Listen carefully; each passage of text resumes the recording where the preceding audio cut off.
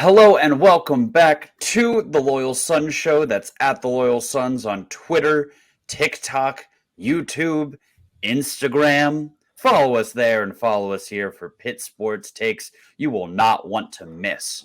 If you love Week 1 Coastal Chaos and hate that the Paddle Wheel Trophy is missing in action, this is the place for you.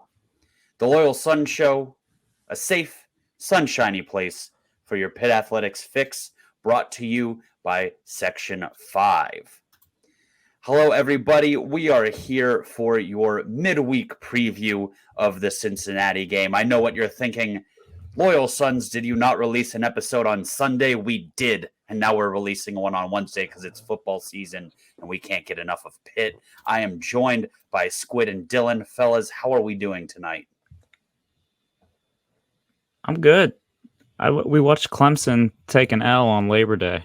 I am pretty damn good. I'm a lot better than they are right now. Yeah, that was wow. I would pay a lot of money to be a fly on the wall of Dabo and Garrett Rowley's first interaction after that game ended. I promise you Dabo was bringing out the holy water and performing an exorcism or something. Yeah, watching that game, it's and I don't want to overreact because I feel like Clemson could still figure out a way to just go like 10-2 this year. But at some point, I don't know if it's because Dabo refused to go to the transfer portal or what, they just don't have guys who make plays offensively anymore. Like, remember when Clemson had that receiving core of who was it? Was it like DeAndre Hopkins, Mike Williams? They had Martavis Bryant in there, Sammy Watkins. Like every year they'd have like at least 3 NFL guys. This is Hunter Renfrow erasure. Hunter Renfrow. I mean, Deion Kane couldn't crack an NFL roster, but he was a beast in college. It was nonstop.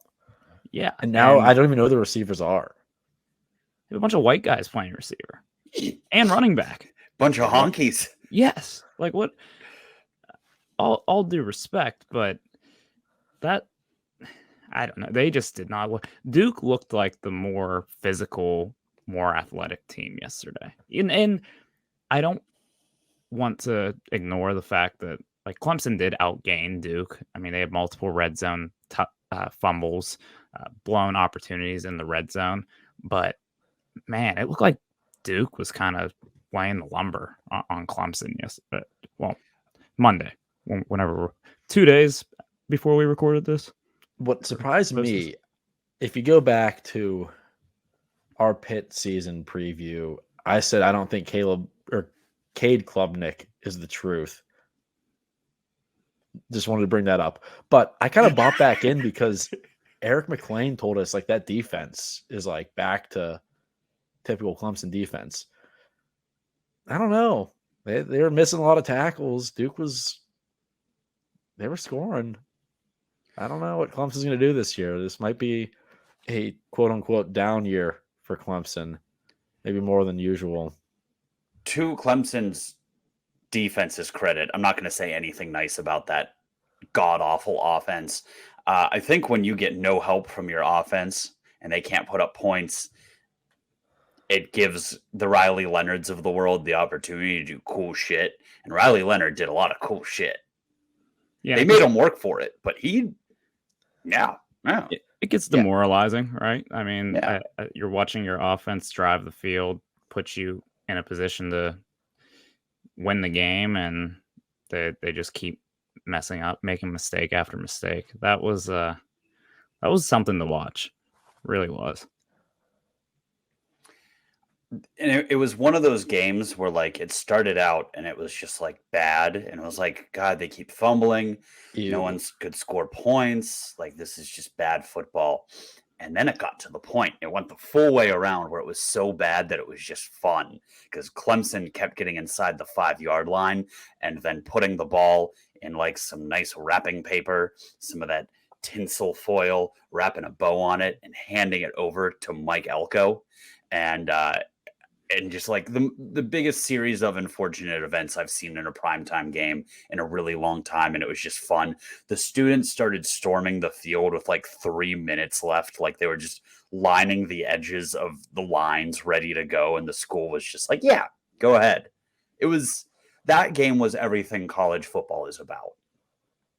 Is Duke a football school? People are starting to ask. It's really funny, like how much we were rooting for Duke. However, if this was like a Duke basketball game, we'd be on like bended knee praying for a higher power to rain down lightning upon Cameron Indoor Stadium. Yeah. That last game of the year just got a lot bigger for Pitt. Speaking of Pitt, the team that we cover, do we have any cleanup from the whooping on Wofford? I heard you two had an off-air spat about the treatment of playing conservative against an FCS team. Yeah, after about, I don't know, 6, 7, 8, 9 hours of drinking and watching college football all day Sunday, we started rehashing the conservative play calling should Pitt have scored 80 debate. I know some of you might have seen that on Twitter. It's like, wait, I thought you tweeted the other take like 2 hours ago. We all run the Twitter account, so we disagreed on that. I will say though, I feel like take. I feel like we could communicate, but because when we tweet twice within an hour, just like very opposite things, it might be confusing. But Carlo put us in a body bag. That's our guy, but he had enough of what was coming out. Although, and I'm not, far be it for me to argue with Carlo on Twitter because he's really good at football knowledge and Twitter, so you don't want no smoke. But I don't know. I still think you're denying your team the ability to get into a groove by not giving your best players touches, not running your offense. And I get it, but like if it's such a good strategy, why don't more schools do it? Who would you have rather touch the ball more? I would have loved to see Rodney. I'm not asking for much more. Like, give Rodney Hammond an even 10 touches. Scored on 40% of his carries. Yeah, that was awesome. I would love to see him get the ball a little bit more. I would have liked to see a little bit more downfield passing and like slightly more tempo. That's it. I want to. I don't know. I wanted to see all the things that I heard about the receiving core get a couple more catches. The one like thing the guys that are going to be getting catches in games down the line, work on that chemistry, all that good stuff. But Pat Narduzzi did say that Wofford was playing like super conservative on defense and super deep because they didn't want to get beat deep. So Phil was just kind of taking what was there. And I'm okay with that. There's no need to force the issue and look sloppy against a team that's giving you underneath stuff. It shows Phil was going through his reads properly. So I felt better about the passing attack after hearing that. Yes, it is Wofford. Yes, Bub Means could have ran by them and you probably could have gotten some splash plays, but I don't care because everyone's healthy and I saw enough. I mean, at the end of the day, it doesn't matter. And you are exactly correct. We won by a whole bunch of points. We very nearly covered, should have covered. Hey, I got him at 37.5. Dylan covered, all that matters. But at the end of the day, my whole point is it's just not very entertaining. And it's not as entertaining. And there's a good point that's my whole point. On Twitter. There are some coaches out there who are, one, just cocksuckers and like to just score 80 points on like the little Portland Sisters State. of the Blind. I swear Oregon puts kids. up 80 points on Portland State every single year. Yeah, I watched those highlights. They had like 5 or 6 untouched, like 50-yard touchdown runs. So I don't know what was going on there. But then there's also coaches that have bonus clauses based on how many points per game they score. So they probably want to pad their stats, get a little bit of extra cushion. Pat Narduzzi, not one of those guys. He's like, I don't care. We're doing what I want to do, and that's that. I don't care about all these other exterior things. And you can ask, you can plead. It's not going to happen. If Speaking you have of Kenny coaches, Pickett, you could score every play. speaking of coaches who have clauses in their contracts, depending on how many points they score, are we on Iowa watch yet for Kirk Ferentz to have to potentially fire his son? Because God, I hope so. they're off pace right now. They have to average 25 points per game. They only scored 24 against Utah State. Yeah, that's the funniest thing ever. I'm gonna let like every other college football podcast in the world like follow that closely, and like that's their bit. But God, that is so funny and just fits right into everything that we say about the Big Ten. They better hope they hit a lot of pick sixes. Well, does it have to be offensive points per game? No. Is that a stipulation? Okay. Yeah. Well, Good luck. hope you fail. Are you or someone you know looking for work in a recession-proof industry?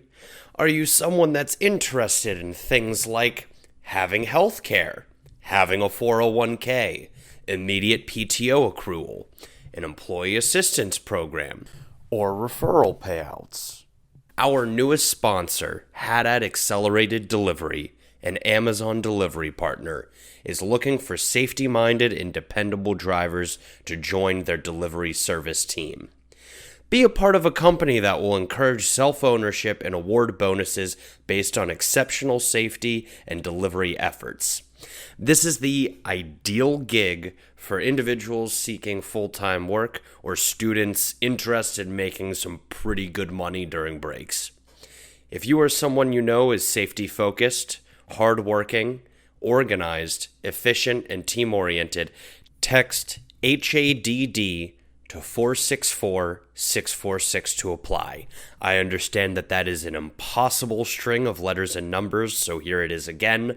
That's HADD to 464-646. For a job that's the total package, get it? Because like it's deliveries. Haddad Accelerated Delivery is the place for you. We'd like to welcome on to the show, and this will be a joint show today with the Viva La Cats pod, the Cincinnati Bearcats fan podcast. We've got Justin Hiles and Stephen Maurer. I didn't even ask you how to pronounce your name. Is that right? Did I hit it? It's Maurer, but don't worry about it. You're good. Well, we're here, fellas. Guys, we can't thank you enough for taking time to do this with us. This should be a fun one. Absolutely. We're glad to be on. Yeah, looking forward to it. And you listeners, you'll hear Squid. For Viva La Cats listeners, he's one of my co-hosts. He's actually taking this one from his vehicle. Squid, why couldn't you make it back home tonight to record? I'm at my dad's 60 softball league championship. I thought the games were 7 innings long. Every game I've been to prior has been 7 innings long, but I guess the championship is 9 innings long. So a little late, but I can see the field from here, and they're up 15-3. If they lose, it'll be great nice content. I'll keep you posted, maybe.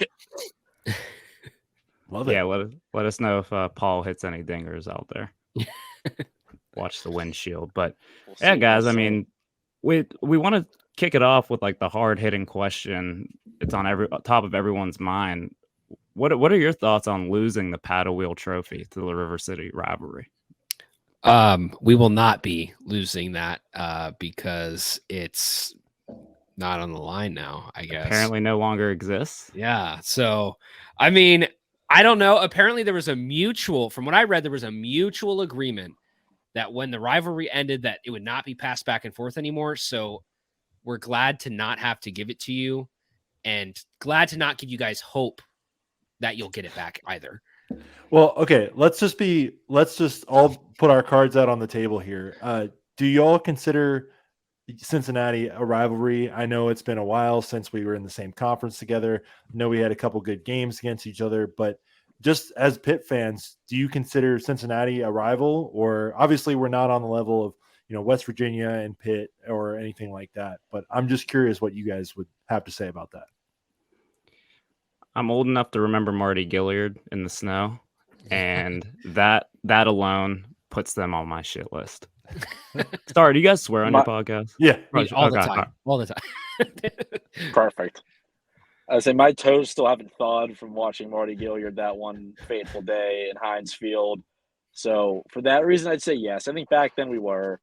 Now it's tough to get hyped for because you're right before West Virginia. So it's like we know them. We're old buddies, but Yeah. Yeah. Yeah. That makes sense. Maybe it'll be more personal for either side following a loss. I think it's hard to really like feel it going into it, but you'll definitely feel it coming out of it. It's kind of like drinking, honestly. It's more like a hangover. You'll feel the hangover from the rivalry, and you'll hate one side, and the other side will be like, yeah, I guess it's fine. But I would say from a Cincinnati side, I think that we probably see it as more of a rivalry. I don't know. I mean, I think there's still a little bit of like animosity there, just a little bit. I wouldn't say that it's, even on the level of some of the current teams that we've been used to playing, but as far as like, if you go back, it's like Pitt and Louisville. Like those are the teams back from our Big East days that were like, yeah, we don't like those guys as much, but especially Louisville. We really hate Louisville. Yeah, I think it loses a bit of its luster now that there's not the trophy on the line. I mean, I think every rivalry game should have a trophy. It just makes it better, especially when they're as ridiculous looking as the paddle wheel was. yeah, the dumber the trophy, the better. Yeah. Completely agree. 95 pounds of glory. It should be lifted high above either field, I agree. Yeah, but I think, looking at most of these old Big East teams, the teams we played in the Big East games, I still feel like it feels like there's a little more history there. Like I know for us, like Virginia Tech probably wouldn't consider us too much of a rival. Like they have Virginia, they have some of those games, but for some reason, it feels like every time we play Virginia Tech, I'm like, I really want to beat this team because we do have the history that goes back a little further. Whereas now that we've been playing in the ACC, we've developed hatred for North Carolina, Right. Florida State and their fans, even though we don't play them all that much. But there is something special about these old Big East matchups. Yeah, it'd be nice to have a little bit of that magic rekindled. I mean, that's why we're excited just to be able to play West Virginia again, just to bring back some of those old memories. And I mean, I'm sure there'll be some back and forth over the next few years too. So if only we could get Pitt as well. I think that's definitely a marquee one. I'm not gonna steer us into realignment talk because that's gonna take way too long. But at the top of our list is Pitt in Louisville to steal from the ACC should the cookies crumble in the right direction. But yeah, we've tried to put in a hard stop on realignment talk now that the season started. But if David was here, he'd try to open up that can of worms. But we're gonna try to stay away from that too. But our official statement is we'll go wherever we're accepted. That's our official statement. That's fair. Yeah. Yeah, no more realignment talk. I'm putting a stop on it right now. But so can't learn too much from games against FCS opponents. Both of us went through that last weekend. But can you give me like your 60-second, 2-minute rundown of what you guys felt coming into this season with so much turnover with Cincinnati and really what the expectations were for this program from a Cincinnati standpoint? I know Big 12 media has you guys pretty low in the preseason rankings. They do the same thing to us every year in the ACC. So what was kind of the expectations for you guys as fans for this Cincinnati team? You want to take it, Steve? Sure. So I used the term, we were on a Kansas podcast last week, and I used the term measured excitement because obviously with the loss of Luke Fickell and the loss of a bunch of guys to the transfer portal, the mood around the Scott Satterfield hire as well. Not many people crazy excited about him when he was first hired. I do think going into a tougher league, that lowered the expectations a little bit. If Fickell was still here, maybe people would be thinking it could be an 8-9 win team in the Big 12. Now, I think people will be happy with just getting to a bowl this year if possible. So a couple things are changing in the conference. Maybe some teams aren't going to be as good as we thought they might be. I think it'll be interesting, though, to see what happens with Satterfield because, I mean, again, you can't really take anything from an FCS opponent, but they looked good. Like I got to temper the excitement, of course, and I'm sure Pitt fans will say the same thing about their game this past Saturday. And I think this is really a good test for Cincinnati to see what the level can be this year. You know, we really respect Pitt, great team. Obviously 2021 ACC champions. Satterfield did beat them last year, even though he was at a different school. But I watched the highlights of that game, and it was just a crazy game. I don't really know if that came down to coaching or anything. It was kind of just nuts. So I'm really looking forward to it, though, and especially against a former Big East rival. That's just something that everybody's looking forward to and excited about. Yeah, I could say we were in attendance for that game against Satterfield last year. And there's this guy named Keaton Slovis. He plays quarterback out at BYU now. He threw some of the most abysmal interceptions I've ever seen through that game. And we turned the ball over a few times. And that was really, I think, for Pitt fans, I mean, we lost to Georgia Tech and Louisville last year, and those were the two low points for us. Pretty brutal overall. But so I'm not going to lie, playing Satterfield again scares me a little bit. I mean, I think that's one of the things that we look at too. You know, going into a game like Pitt, I think we were more nervous. Okay, how do I measure this? This is going to sound crazy at first, but I think we might have felt a little more nervous looking at it from the perspective of having a coach like Luke Fickell who doesn't have that experience against Pitt. Not that if we had Luke Fickell still that we would be scared to play Pitt, but I think having Satterfield really made us a lot more confident going into that game, having a guy who knows their scheme and knows exactly what to do to play against Pitt. That is such a huge advantage that a lot of teams who are having a first-year head coach at their program are not going to have. You know, so I think that's a major advantage for us in that wheelhouse, because not only that, I mean, Louisville fans, I'm sure will clip this and argue as much as they want, but you're taking a system that Satterfield had with pretty much all of the same staff, a lot of the same coaches, a handful of those players as well, and you're upgrading the talent in a couple of those slots too, moving it over to another program. I mean, what's to say it wouldn't be more of the same? You know what I mean? In a game like that. And so I think there is a bit of advantage. However, I do respect the fact that I think Pitt does have, they've got a bit more going for them this year too. And so, you know, that I think is a bit of an advantage as well. But overall, like just having Satterfield in that game, I think is really, really clutch for us. Yeah. And I think for Pitt fans, I think there's going to be some worry. I know some of the local media asked Narduzzi in his Monday presser, just like scouting a team that has all these different players and all these players from all, you're not watching a team from last year and it's, you know, 8 of these guys were on this offense. Yeah. So it's like, it's kind of nerve wracking to think that we could walk into Acrisure on Friday or Saturday night. And it's just a team that we're pretty much completely unfamiliar with. And then Satterfield has that tape on past years Pitt teams. Mm-hmm. Well, and that's the thing that I wanted to bring up really fast too, is because I've mentioned that on prior shows, is that this, I think for the first, especially for non-conference, but for the first 3 to 4 Big 12 games for us too on our schedule, that is the biggest advantage, is because you have zero tape of Scott Satterfield Bearcats, except for what they put up against EKU.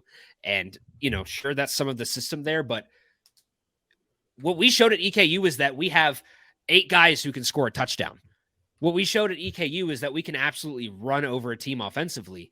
And yet we don't really know what that measure of our team is yet, because we haven't played against a team like Pitt yet.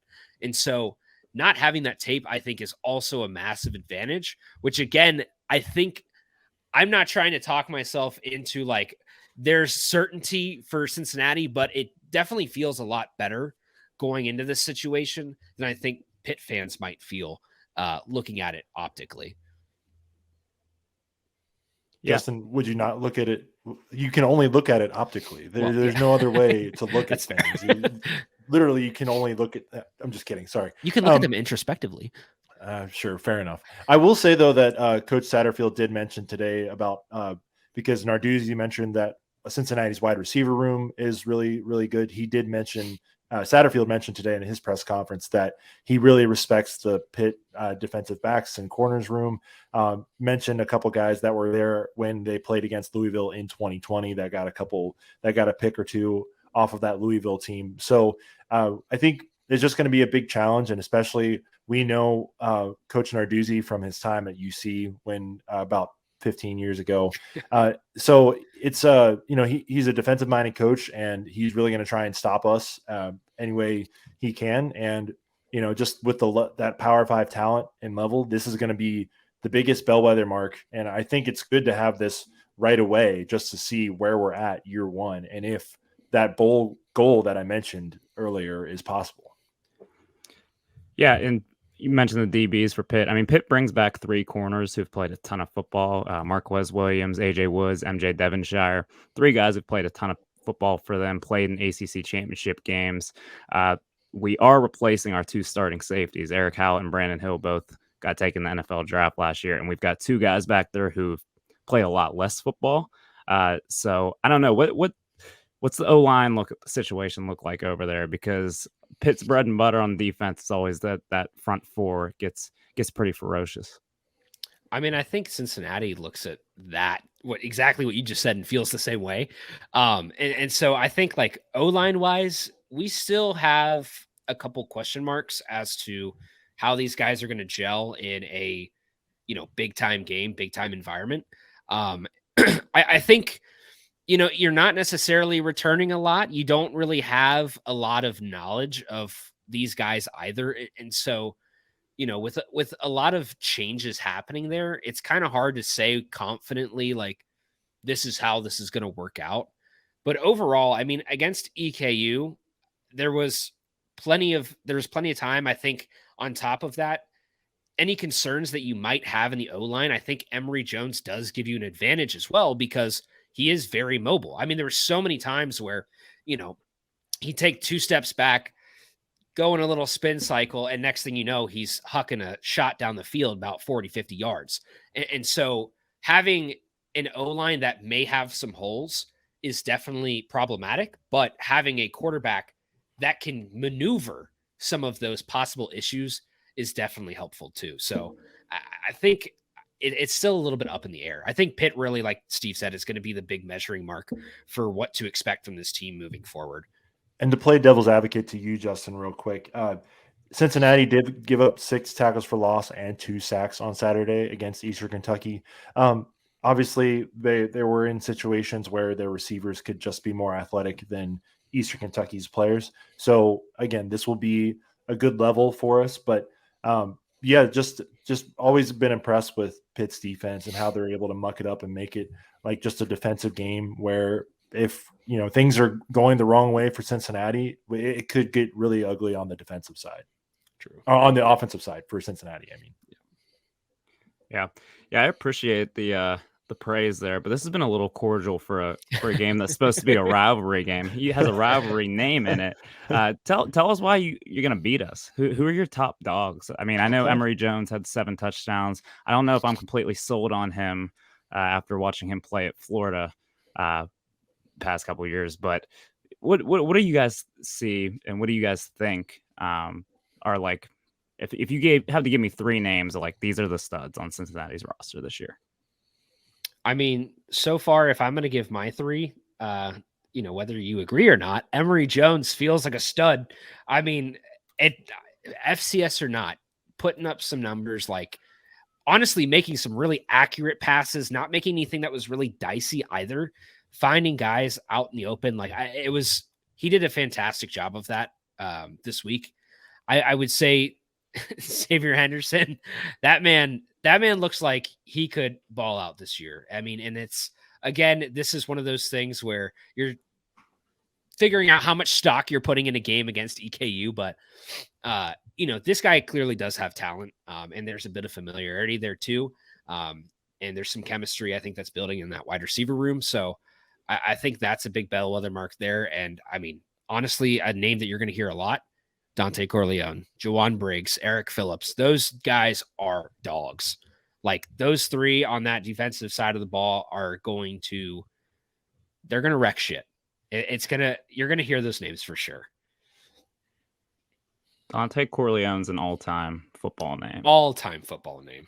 That's a good Can't one. touch it. Yeah, not to be too more cordial before we get back to the shit talk, but I know Yins like to put fries on your sandwiches and stuff. So Dante Corleone, when at Skyline, he has his own order called the Godfather, where he puts the chili and cheese Toledo, and then he puts fries and habanero and uses habanero cheese instead. So just obviously the Godfather name is a big part of his thing. He's one of our big NIL athletes. He's got his own burger, his own pizza, and soon enough he'll have his own Skyline order too. So, but yeah, he's our big guy up front. And also, Justin, I would mention Deshaun Pace as well, local Cincinnati kid who's going to be playing a little bit of that rover position, and he could get out and break up some passes or blitz the quarterback. So I do think that if Cincinnati's going to find a way to win this game, it's going to be that our defense is going to have to win the turnover battle, make a play, and get to Phil Jerkovic, whose feet look like they're trapped in the cement. Hey, he scampered for 24-yard touchdown this last. I mean, it was against Wofford, but he scampered. I will say, looking at Phil, so you guys know he went to Notre Dame, played at BC, but he's a local guy to Pittsburgh, played at Pine Richland High School, and he was like the chosen one, like won a state championship, was all state multiple years in a row, and one of his things was actually how athletic he was. And he was a super good hooper, like two-hand dunking in 7th grade, like that type of freak athlete. And now he just looks like he's just putting on as much weight as possible to be like a Ben Roethlisberger-esque. We did a golf outing that Phil attended back in July, and like seeing that dude, like he looks like a tight end. So that's the one thing we were wondering, like, can he still move? And it's not, like you said, he doesn't look super nimble, but he's doing the Ben Roethlisberger, tossing defenders off, staying in the pocket, shaking guys off. He's going to be hard to bring down. So much like we're going to have trouble taking down Emory Jones, I think his is more just being a quick switch type guy. You guys might have some troubles trying to get Phil down, especially these early season games when you really haven't been allowed to hit quarterbacks yet.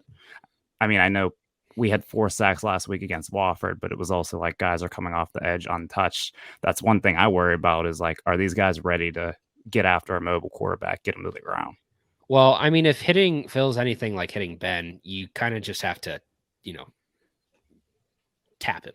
Just tap him and he's out. No, Justin, you know what Ben was like. As scarred Bengals fans, we understand, man. Like it took, I don't know, it might have taken 6 guys to get him down when he was like at his peak. No offense, weight, like, it was just hard to get him down, man. So I do think some of those guys we mentioned can get in the backfield, because you're going to have to focus on at least 2. And another guy we didn't mention, but Daniel Griesiak, he's going to be coming as like that outside stand-up linebacker type of guy who will creep down and get on the line. Yeah, he could technically maybe try and like, just if you're focusing too much on Corleone and Briggs, maybe Griesiak just beats his man one-on-one and gets back there. But you just got to make sure you wrap up, hold on, like don't let him go, because then that's where plays break down. And then obviously we just haven't seen this defense be tested like that yet. Well, and in a blitz situation too, you're always going to feel it coming from every side. But like, I think Cincinnati's pressure, especially in those kind of situations, when you have all of those guys that are that talented and can break through that line, it's going to come from all angles. But we'll see. I mean, and this is a thing that I think EKU kind of exposed a bit, and we'll see how this goes against Pitt. If you throw to the outside, if you throw, a couple edge of the sideline plays, you might be okay. Like you might find some success there. I mean, we'll see how that goes. I think there's a lot of opportunities for the Cincinnati defense to kind of lock down. But right now, I think that's probably one of my larger concerns in sort of that short, quick passing play game, if we can defend that well. Dylan, I want to hear from you. Why are you guys going to beat the crap out of us? Like, let us have it, man.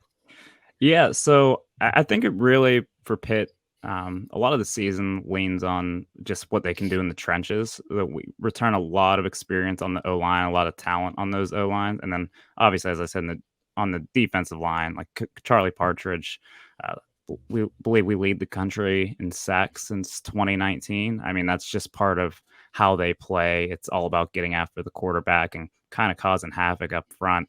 And I think the big thing for Pitt right now is I feel a lot better about where we are as an offense than we did last year. Phil Dracovic played for Frank Signetti and had his best college season under Signetti at Boston College when he was the OC.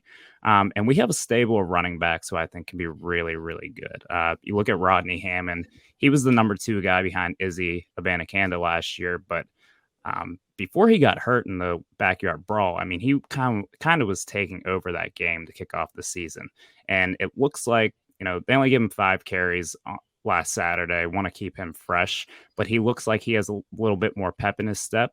And he's a guy who's been productive at the running back position since he was a freshman. I mean, he closed out the win over Clemson in 2021 at home. They basically just rode him to victory in the fourth quarter as a true freshman. So between me kind of just feeling that the defense will figure it out just because Narduzzi seems to usually get it figured out with the defense. I think compared to last year, the team that lost to Scott Satterfield had a quarterback that no one really believed in the locker room and didn't really mesh well at all with the offensive coordinator. So a lot of our hope is on that offense being a little more explosive, being a little bit more talented, and having a quarterback that these guys have actually rallied around and believe can take them and win them games. And also you have to come to Pittsburgh for it. Not that not everyone's going to sit there and call us. There's going to be people calling out the yellow seats in Heinz Field, and attendance state fans from the middle of the state of Pennsylvania will probably be bragging about how many people show up to their game on Saturday. But you're going to be in the North Shore for about 5 hours with people tailgating. Game doesn't kick off till 6:30. You're gonna have some rowdy Yinzers in that stadium. CW game too. Like it's gonna be. I can't believe it took us this long to bring up. It's the first broadcast on the CW. And I have not talked about this yet, but Steve, I think this does make the trifecta for Cincinnati because we've had the Facebook live stream against Marshall back in, what was that, 2019? Yeah, 2019. We've had some other horrid streams, especially on the basketball end. I'm trying to think of what the other worst football stream would be. I'm hoping that the CW is not that case because, of course, for those of us who are outside of that stadium, we would like to watch the game and hopefully it's good. If we can watch like any of the DC shows or perhaps some reruns of some old CW shows, picture in picture, I think that'd be great. Yeah, I saw some tweets going around that there was some other, I don't, obviously it wasn't college football, but whatever was being broadcast on the CW, they were just like cutting away from it before the game was over. I think it was some baseball games or something. So good luck to you guys. You're not going to make the trip in? No, we're not in Cincinnati. I mean, so. Steve, what did you say? You're in Arizona? Yeah, I'm out in Arizona and Justin is in Nashville, but our Discord direct flights from there. Yeah, that's true. You gotta check, make sure, see what we got this week. There are some people in our Discord though that are really excited about making the trip up and going to this game. I think that's one of the things that sucks about. Obviously, we're really excited to be in the Big 12, but missing out on some of those local, regional, like drivable rivalries that people are really fans of. I mean, obviously, Bengals fans and Steelers fans go back and forth every year. I think people do kind of miss that about having Pitt, Louisville, West Virginia in the conference and having a lot more easier games to get to rather than just having to take a flight to Texas or, drive to Iowa. It's a little bit different. So it'll be nice though, to be able to have some fans there. I just am excited to see what this game looks like. And I'm just hoping for a good game. I mean, obviously I don't want us to get blown out, but I think a great game on the CW. Gilmore Girls coming on after the show, after the game. What more could you ask for on College Football Saturday? What do you guys think of that line then? -7 is what I saw it at earlier today. I don't know if it's moved at all, but I saw it at -7. That's I think you're gonna want to bite on that if you're a Bearcats fan. But no, I saw 7.5 today. I mean, you're gonna get the half point, you got to take the half point. You know, I do think that Pitt probably has the better talent and probably can win this game just from reading some projections and looking at some roster and such. But if you get a 7.5 line as a UC fan, I think you got to take that, because you know there's a possibility that you could get run out of the building, but there's also a possibility that it could be a 21-14, 24-17 type of game. And if you're within that 7.5, I mean, great teams cover. You know. Speaking of the 24-17s of the world too, the over under here is 47, which is very interesting because given that these two teams are very, like, I think traditionally defensive minded, you would expect that it'd be a little bit of a lower score. But I'm curious to see what we get, because we could either end up with a rock fight, which is really what I'm expecting, or it could just be a, slinging one down the field. I don't think that the defenses will really allow for that. But I do think personally that it's probably going to rely on the run game for Cincinnati, and it's probably going to rely on the passing game for Pitt. And so depending on how that goes, we'll see. But I don't know. The 47, I think, is enticing too. I would probably take the under there if it were me. But I did want to mention one other thing that I found recently. So if you look a little bit closer into the FPI rankings, so Pitt sits at 28, Cincinnati sits at 30. Some really good opportunities there for either team for a good quality win there. Of course, we talk quality wins because this is football season, not basketball season. But regardless, I saw that Cincinnati's bowl eligible, 6 wins, bowl eligibility percentage. I have no idea what it was at before, but given that the spread was like, what was it, 5.5? Was that the mark for the season, Steve? I think it was 5.5. The right? over under, you mean? Yeah. 5.5. Sorry. The over under was 5.5. The Bearcats are now sitting on ESPN's FPI for the 6 wins mark at 85%. So there's been a lot of confidence instilled in there. And Pitt's actually at 82, which I find very interesting, because I do not think that there was much confidence there for the Bearcats before they flattened EKU. And now we're going to ride that into the sun, which actually, for once, the media, I think, gave us credit for beating an FCS team. And it seems they've done so for Pitt as well. Yeah. Man, I think they had us at 6.5. Some of the Vegas lines for our wins, and we're all Pitt fans were like, all right, we're being disrespected again. There's great value here. But then looking at our schedule, I think we're going to go over 6.5. I just don't touch that because I'm mush, and whatever I bet on, the opposite will hit. I mean, Vegas has a funny way of doing that. So same with the -7 for this game. I don't think I'd touch that with a 10-foot pole. Yeah, because it's just the too many variables there, and obviously you don't really know what Cincinnati can bring in this type of game. And maybe it's a thing where if it's early and Pitt runs out to a quick 14-0 lead, you just bet the live line and just say, okay, we're like, that's fair. It's starting here. So I'm a little bit of a gambling fan, I'll say. So definitely Steve has a problem. A savant. Right, easy. Savant. There we go. Yeah, that's a nice way to say it. But yeah, I do think if you don't like that 7 line either way, and something happens right away in the start of the game, definitely look on those live lines and see if you can get any additional value. Man, if this game starts off.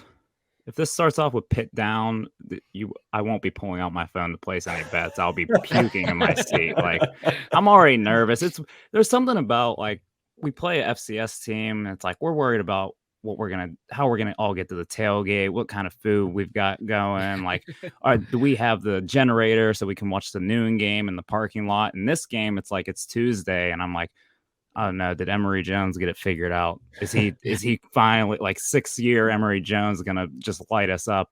So no, I'm super excited for it. I'm glad Pitt's playing this game, and like I know we want to make the trip to Cincinnati next year. It's an easy road trip, so it'll be cool to see. I don't think I saw a single Wofford fan last week. I don't know that they exist, so it'll be cool to see some former foes, friends. I'll put in air quotes there with you guys, but Frenemies. frenemies. There it is. But yeah, man, I'm excited for it. I think this should be a good one. I think the CW hit a home run choosing this as their first game to put on the network. But do you guys want to give me a score prediction? Ooh. Steve, lead off. Lead off so I can play off you. Okay. Well, if I wanted to be mean, Justin, and I'm not being mean, but if I wanted to be mean, I would say 45-44 Cincinnati wins. But that's just All right, we're being done here. mean. Yes. That's being mean. Yes. So, and I love the Bearcats too much, and I would not expect any person who's a fan of their team to really pick against them. So I'll say we win 20-17, late field goal. I respect that. We typically don't pick against Pitt ever. It took a lot last year when someone finally did it. It was like a big ordeal. Like, should we do this or not? Yeah. You're like you're like replaying it like 5 times in post, like wondering whether or not you should just edit it out. Yeah. Well, and then us in Cincinnati land, like we've been pretty spoiled over the last few regular seasons. I mean, we didn't really lose many regular season games until last year, but like it was for a while there, it was pretty sure bet that the Bearcats were going to win on Saturday. But now, new league, new harder competition. We might I might be picking the Bearcats to not win a couple times this year. Well, I will not be partaking in that tradition of not picking the Bearcats. It will be the Bearcats on Saturday, as far as I am concerned. And I'm going to say, like I said, I think it's going to be a rock fight. Do I think it's going to be a low-scoring rock fight? No, but I don't think the ceiling is very high. I'm going to put it at like a 20. I'm going to put it like okay. Given concrete feet, Phil, we're going to go 26. It's going to be a weird score. 26-21, I would say. That's going to be my final there. Well, just remember what you said about Phil come Saturday night when he's breaking one down the sideline. And he's lighting us up for 70 yards on foot. I'm telling you, he's quicker. He's quicker than he looks.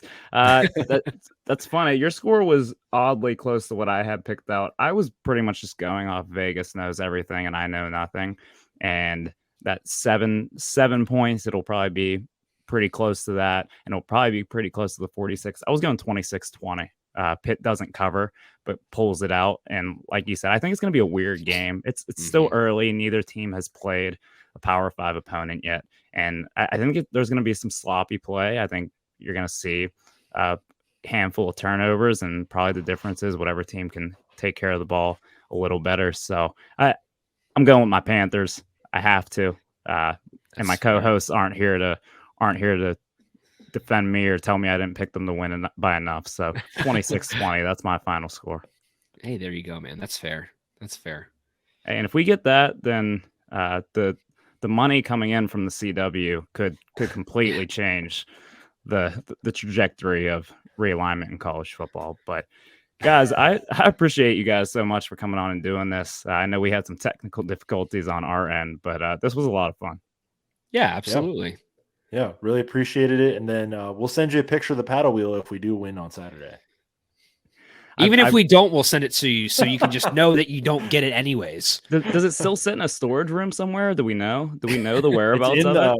I actually asked today, and a good person who would know told me it is in our business office. So we don't have it out in front in display anymore like we used to back in the Big East days, but we still do have it. It's a little bit different than last year when Louisville had to ask a guy who had the keg of nails at his house to give it back to them. And then like, I don't even know if that guy got it back or if it's still in the football trophy case, but Well, what- and let's be fair. I mean, I know Scott Satterfield didn't coach in that game, but law of transitive property. I mean, Scott Satterfield and Louisville staff went to Cincinnati, so shouldn't we have that back? That's only fair, right? unfortunately, we did not win the game, but I mean, Well, fuck it. Who cares? I I don't- want the keg of nails. I don't know what like how they do trophy rights with college football rivalries, but I do know that when we win on Saturday, the Loyal Sons will be storming the business school at Cincinnati and demanding the paddle wheel. Whether our administration cares for it or not, the fans want the paddle wheel, and we want it out front and center. I'm still holding out hope that someone's going to get mad enough about this, and they're gonna find a way to get it to the stadium on Saturday. You know what we'll do? We'll send you a picture of it with Steve polishing it with a terrible towel. That'll with a work. terrible towel, I can't touch that. I can't Well, touch a terrible no, with towel. Come gloves. on. You got to have gloves on. with my Bengal towel. How about that? Yeah, there you go. That's fair.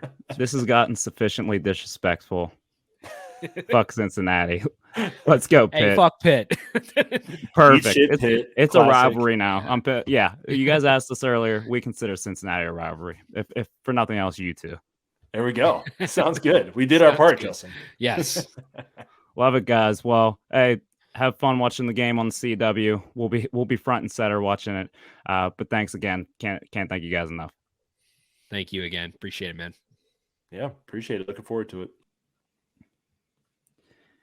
It's time for the Loyal Sons Sportsbook to preview the River City Rivalry. Cincinnati comes to Pittsburgh. This Loyal Sons Sportsbook is brought to you by Big Shot Bob's, the original Big Shot Bob's. Mm. The wings are amazing.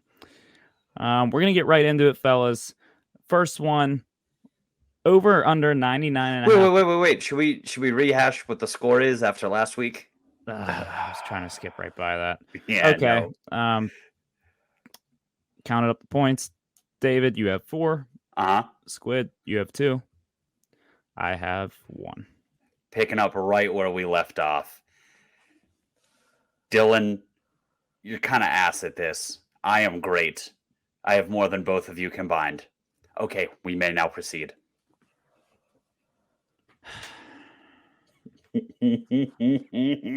Okay, first one of the week. Over under 99 and a half rushing yards for Rodney Hammond. Squid, you kick us off. I think David's in first place. He has to go first. I'll take the over there. You don't basically hold your star running back out for an entire game, other than the 40% of his touches that resulted in touchdowns. Thank you to Dylan, our stats department. Just to not use him in your first meaningful game of the season. I think we'll be feeding him the rock to control the clock in this game, to wear down Cincinnati. I don't know a ton about Cincinnati, but I do know that they are not a super deep team because they lost so many guys when Fickle left. I imagine this is a team we can and will just sort of grind down, and that means a heavy dose of Rodney Hammond. Squid? I'm going to go under. I was going to go under, but I absolutely locked it in after David took the over, got some ground to make up. I also am just a firm believer of this year being a running back by committee. I could see Hammond getting 75, 80, Sebo getting a lot of run. Dan Carter was a workhorse last week. They're not going to completely get rid of him. And Phil Jerkovic will scamper for a bunch of rushing yards too. So by committee, I think we'll have a big day on the ground. Might not be full workload, Rodney Hammond. Yeah, I'll be interested to see how this goes. I'm going to go over because I'm of the belief that they are going to use him as a bit more of a workhorse this week. I think Rodney looked really sharp in his 5 carries. Obviously, the 2 touchdowns. Once again, the line again. It's against Wofford, but he looked super quick when he was touching the ball, had a little pep in his step. And I think Rodney Hammond's in for a big year, and I think he gets started on Saturday night. I think we have maybe something similar to what we saw in 2021, where he's closing out the game in the fourth quarter, just getting 4 yards, 5 yards a pop. But I think a lot of it does depend on, are they going to give him the ball 20 times or are they going to give him the ball 12 times? I lean towards they're going to be closer to 20, so that's why I'm going to go over on this one. And Narduzzi was like dancing around, like naming a starting running back or like a number one running back. And I know college coaches all do this, and Narduzzi's notorious for this. But I do find like they're trying to maybe sell Dan Carter, make teams watch more film on Dan Carter. But does anyone honestly believe Rodney Hammond won't be the workhorse for this team this year if he stays healthy? There's no way anyone's buying that. That would be the most Narduzzi thing imaginable, trying to convince teams like our third string running back that plays fullback sometimes. No, this guys, I swear, this is our running back now. Everyone just like watch a whole bunch of film on him. I promise this is the guy. He loves secrets. Yeah, that's just kind of college coaches things. But yeah, I think Rodney's going to be the guy Saturday. This one pulled this one straight off FanDuel, just a simple over under, but I want to get your guys' feel for what kind of game we think this is going to be on Saturday. Over under right now, 46.5. And I don't know. Do we feel like that's high, low? I guess that decides what pick you make here. Squid? I'm going to go over. It's early in the year. I don't think either of these defenses are going to be super sharp. I do think Pitt will do a good job containing Emory Jones. I think Narduzzi's done a pretty good job of making these dual threat quarterbacks one-dimensional in the past. Like Malik Cunningham never really torched us despite beating us. He just looked pretty pedestrian compared to his other games, statistic-wise. And I think that could happen again. But like I said, early in the year, couple busted coverages. Scott Satterfield pulled out some trick plays last year to get some easy touchdowns. And I think Pitt's offense will look good. So I'll take the over. This is a really tough one, and not just because my brain does not know what to make of these numbers, but because I think that whether or not this over hits will indicate to us if we have an offense or not this year. Kind of hard to tell what the offense looks like when Narduzzi's giving you a fraction of the playbook and you're beating Wofford by 38 points. So are we going to come out against a team that's, even though might not have the Jimmies and Joes, probably has the X's and O's, definitely very sound defensively. That's just the culture that they've built at Cincinnati. Are we going to be able to come out and score against them, put up 35, 40 points against them? I think that will indicate what we can expect from our offense the rest of the year. So we are going to beat this over ourselves. We are going to score 1 million points, maybe 2 million points. Either way, we're crushing that over. I already gave a score prediction with the Viva La Cats guys. And just to stay consistent here, I'm going to go under based on my earlier score prediction that neither of you know right now, so I don't have to give that away. And my Wi-Fi didn't last that long, so I was hanging out. I was hanging out with our friends at Draft 412. Go check out that interview. Good plug. Good plug. Good plug. Yeah, I'm going to go under here. I think this could be a rock fight, and Narduzzi's going to sell it that way. He's going to tell his guys these are two gritty cities, Pittsburgh and Cincinnati, separated by a river, and he's going to try to make the game play out that way. Hopefully it doesn't have to play out that way. Maybe we can get a little bit of that deep ball action that we've been hearing so much about through the fall. But I'm just going to go under here based on my previous score prediction. Next up, I can kick this one off. Who will have more touchdowns on Saturday? Phil Dracovic or Emory Jones? Now, Emory Jones is coming off a game against Eastern Kentucky where he accounted for 7 touchdowns, 5 through the air, 2 rushing. Once again, it's against an FCS school. Phil put up 2 touchdowns, 1 rushing, 1 passing. 1 passing, 1 rushing. I'm going to go And I'd almost want to go a push here. Is that legal? Is that legal? Yeah. Yeah. Does it make sense? That's the real question. Give me Phil. Phil's going to go off. Phil Dracovic coming out party. He didn't show much on Saturday night against Wofford because they didn't need him to show much. But I think Phil is going to be under those bright lights. He's going to feel like he's back in a Whitfield championship game for Pine Richland, and the star is going to come out. And I think Dayon Hayes is going to be all over Emory Jones all night. Breathing down his neck. Better get comfortable down there. Real comfortable. Dylan, I'm going to actually go with Emory Jones here. Not because I think he's going to outplay Phil. I just think he will score 2 touchdowns. One through the air, one on the ground. Phil will throw for 1. And then Rodney Hammond's going to run for however many touchdowns would then complete the final score that I have picked in my head, which, let's say 2. Rodney Hammond's going to have 2. Okay. We'll see if that math checks out and you give your score prediction. Yeah, it probably won't. I'm not going to lie. I looked at the notes earlier, and at first glance, I thought it said who will have more TOs, as in turnovers, not TDs. And I was very confused by why we're going this route. And I'm like, I don't know. But now that it's touchdowns, I can comfortably say Phil Dracovic. I think he will throw for 2. I think he's going to rush for 1. We saw that he is perhaps the best QB sneak quarterback in the country last Saturday. So I think he gets 2 through air, 1 by ground. And Emory Jones does not get that many. I'm glad you brought up the QB sneaks because otherwise that would have never gotten mentioned. But Phil was just waltzing 4 yards forward, like just crawling, didn't matter.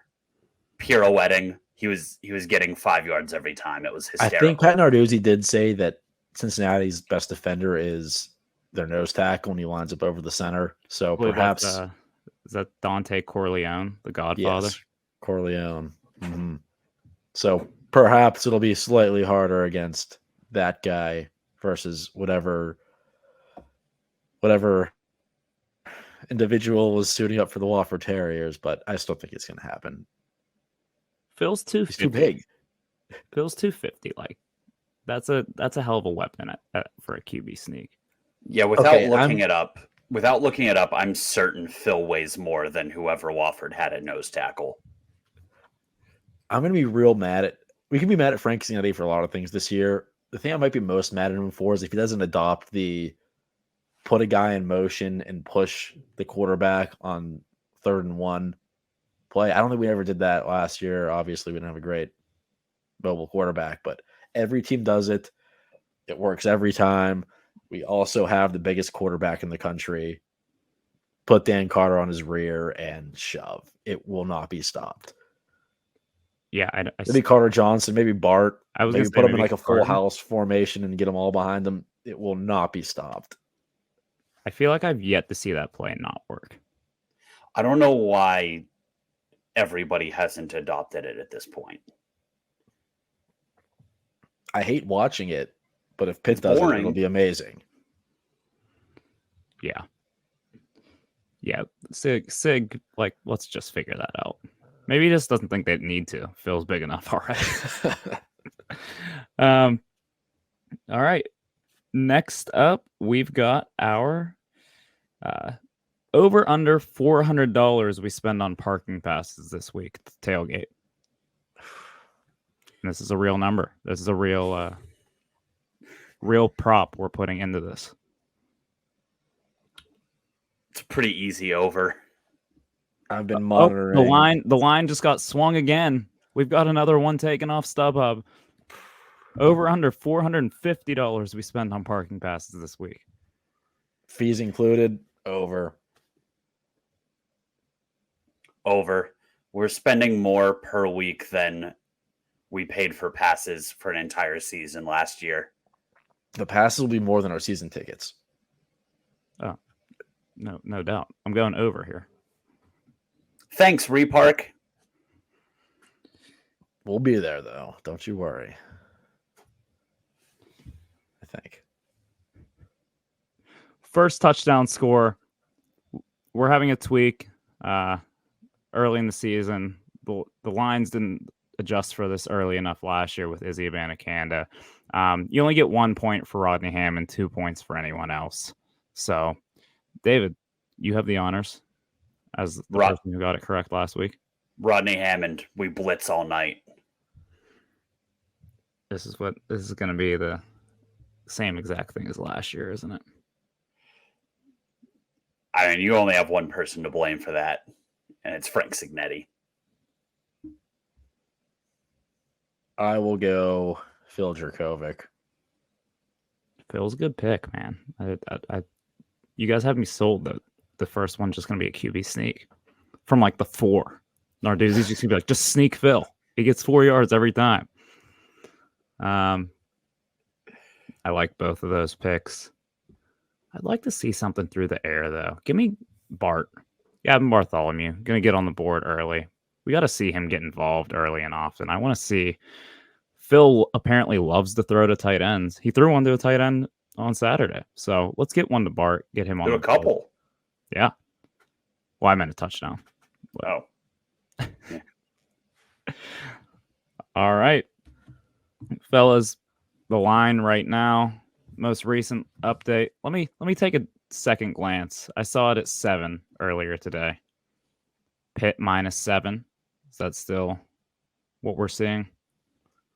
Well, this is the Loyal Sun Sportsbook, so we get to choose. We can't make our own line. That is true, but I'm already halfway there. Jeopardy music plays. Wish it didn't take like 5 minutes to log into FanDuel. 7. We're still at 7. Still at 7. What do we I'll think? go first. I don't want anybody to take my score. I think it's a good one. Pitt's offense has scored over 30 points in 3 straight games. I think it's more than that. Is it 4? Might be 4.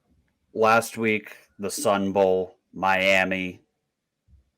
Who did we play before Miami? Duke. Only 28 against Duke. Okay, so 3 straight games. So I was correct. But the game before that, they scored 37. Well, their offense didn't score that many. They had like 3 pick sixes, 2 pick sixes, whatever. The offense has been good lately. Signetti, critique him all you want. He's been putting up points. And I think we're going to get very, very close to that 30 mark again. I say 29-23. Since he covers, close game, Pitt prevails. I'm going to go with the same logic I gave the Viva La Cats guys that you two were not available for. 26-20. The over-under is 46.5. Vegas will nail it within like a half a point. And then the spread's 7, so they'll nail that within a point. I've got Pitt 26-20. A bit of a rock fight, just like Narduzzi wants it. It's going to be sloppy. First Power 5 game for each of these teams. And yeah, we're going to get out there with a win, but we're going to sweat it out. Dylan, that's such bullshit because the number I've had in my head since we started recording was 27-0. I said 26-20. Oh, I meant 20. Did I say nothing? Yes. It's a Freudian slip, and as much as I love that idea now, and I'm going to talk myself into it falling asleep at night, no, 27-20. However, I'm going to hedge my bets by saying Cincinnati covers -7 because I sure as hell am not saying a put. I'm not picking a push on the line. That's like statistically a stupid thing to do in this kind of construct. I do think we're going to win 27-20. Phil will have a touchdown. Hammond will have 2. Ben Sauls puts 2 through.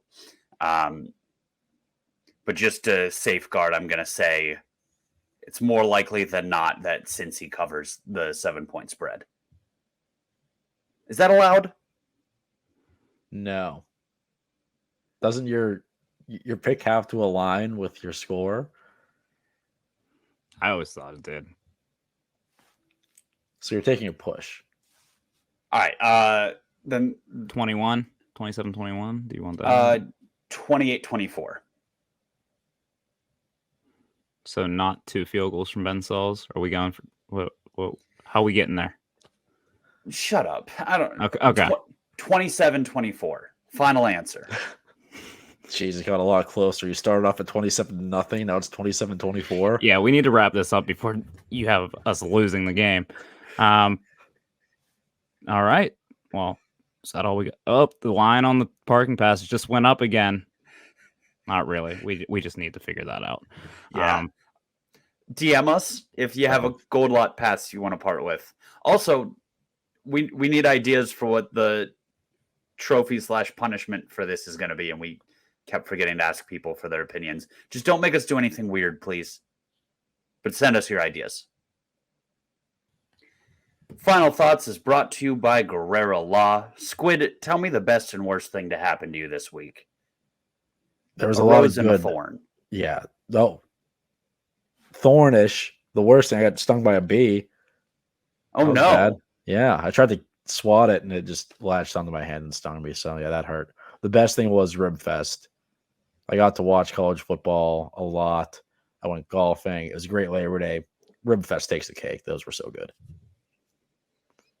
Isn't that just like life? Sometimes you're enjoying some delicious barbecue food items, and sometimes you are being attacked by an angry swarm of bees. Life is full of ups and downs, and when you are facing those downs, you need someone in your corner like Gurrera Law. Call Guido at Gurrera Law. He will help turn your losses into ACC championship wins. That's GurreraLaw.com. GURRERALAW.com. You can reach him at 412-229-7757. He is licensed in Pennsylvania and Ohio, based right here in Pittsburgh, Pennsylvania. So, Squid, would you like to do the honors of kicking us off while you nurse your bee sting? I could. I've fought through some adversity this weekend. Clearly. Hero. My final thoughts are I think the ACC might just be really good this year. The teams or the conferences that are falling apart might be the best. The Pac-12, I made fun of them, but they haven't lost yet. And they might have some very highly ranked teams. The ACC, a lot of ranked teams. We got Florida State looking like a playoff contender.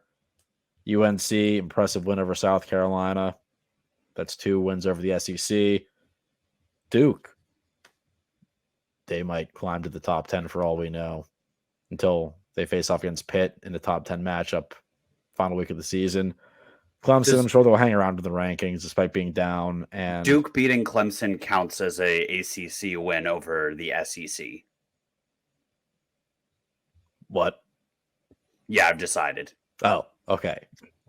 I was confused, but if we decided, then yeah, that's that. Conference could be really good. Be on alert. I'm Don't sure. let the mainstream media tell you otherwise about the ACC. I'm sure we'll hear about how bad the ACC is because Clemson isn't good this year. Just like it was bad in 2021 because Clemson wasn't as good as they usually are. Despite having 3 teams in the top 16. Yep.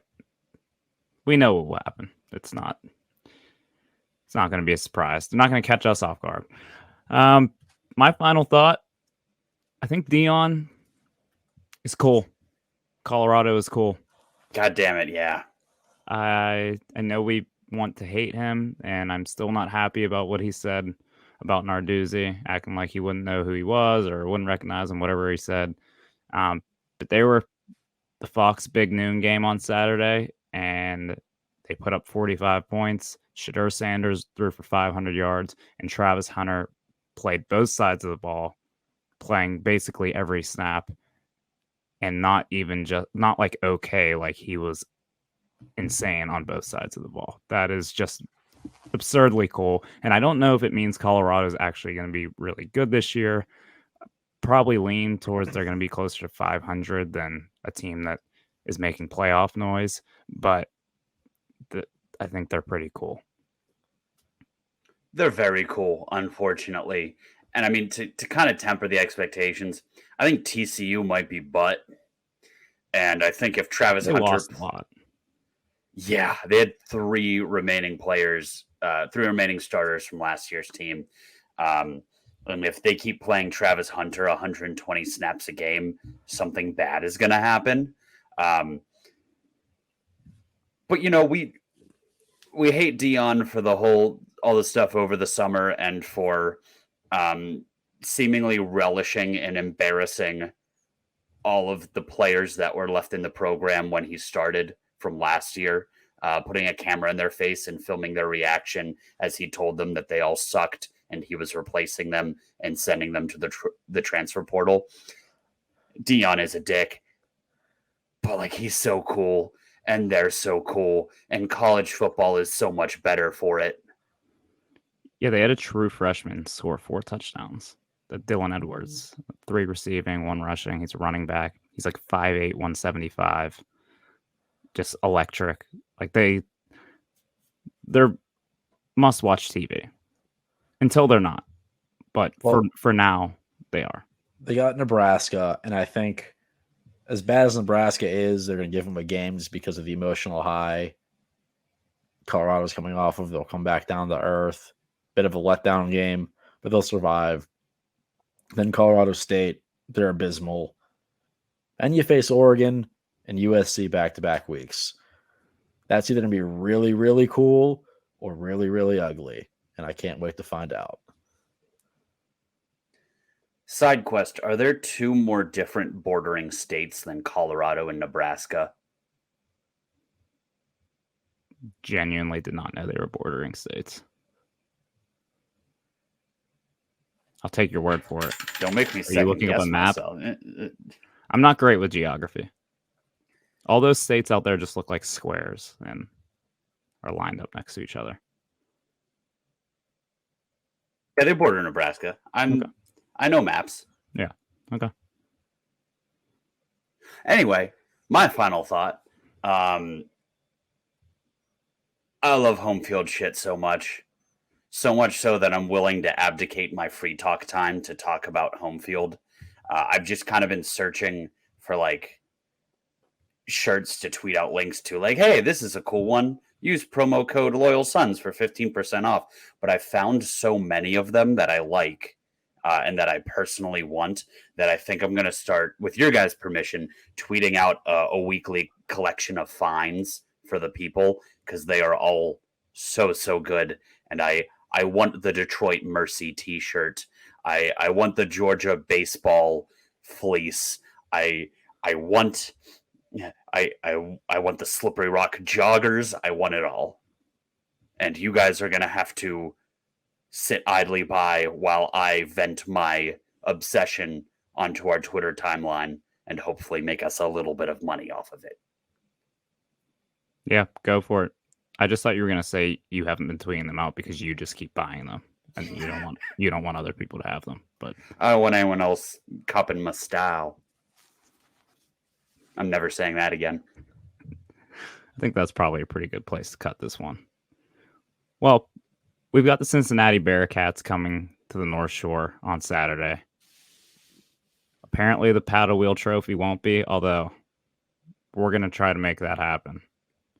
Narduzzi loves secrets. One way or another, we're going to try to get that onto the North Shore. But yeah, we got to get going. We got to find a way to get gold lot passes so we can throw another bump and tailgate. Lots open at 1:30, kickoff at 6:30. Can't wait. River City Rivalry is back. Old Big East rivals going back at it. As Narduzzi said, 2 gritty cities. And I can't wait. We've got a real football game on Saturday, fellas. Please win. Please win. Please win, Pitt. Please win. As always, hail, Loyal Sons of Pittsburgh.